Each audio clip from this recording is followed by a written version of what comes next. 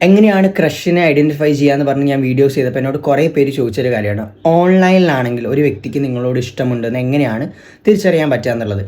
നമ്മളൊരു വ്യക്തി ഓഫ്ലൈനിൽ കണ്ട് നന്നായിട്ട് സംസാരിക്കുമ്പോൾ മാത്രം അയാൾ ജെനുവിൻ ആണോ എന്നൊക്കെ അറിയാൻ പറ്റുമെന്നുണ്ടെങ്കിൽ പോലും നമുക്ക് കുറച്ച് സട്ടിലായിട്ടുള്ള സൈൻസ് നമുക്ക് ഓൺലൈനിൽ നിന്ന് മനസ്സിലാക്കാൻ പറ്റും. അതിൽ ആദ്യത്തെയാണ്, അവർ റെഗുലറായിട്ടും കൺസിസ്റ്റൻ്റ് ആയിട്ടും നിങ്ങൾക്ക് മെസ്സേജ് അയക്കും. ആ മെസ്സേജുകളെല്ലാം ഭയങ്കര മീനിങ് ഫുൾ ആയിരിക്കും. ചുമ്മാ ഓക്കെ അങ്ങനെ അല്ലാതെ പ്രോപ്പറായിട്ട് റെഗുലറായിട്ട് മീനിങ് ഫുൾ ആയിട്ടുള്ള കോൺവെർസേഷൻസ് അവർ ഇനീഷ്യേറ്റ് ചെയ്യും. അങ്ങനെ ചെയ്യാറുണ്ട്. അതുപോലെ തന്നെ നിങ്ങൾ പറഞ്ഞിട്ടുള്ള, നിങ്ങൾ പോലും ഓർത്തിരിക്കാത്ത വളരെ ചെറിയ ചെറിയ ചെറിയ കാര്യങ്ങളെ പറ്റി അവർ ഓർത്ത് വയ്ക്കും.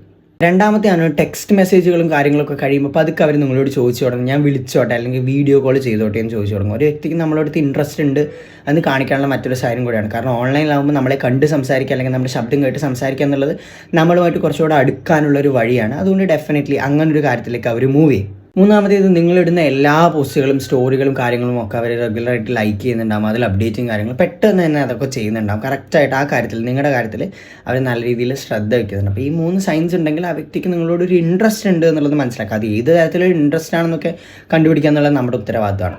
അപ്പോൾ ഇതേപോലെ ലവ്, അട്രാക്ഷൻ ആൻഡ് റിലേഷൻഷിപ്പ് വീഡിയോസിനോട് don't forget to follow Vijil Vindu.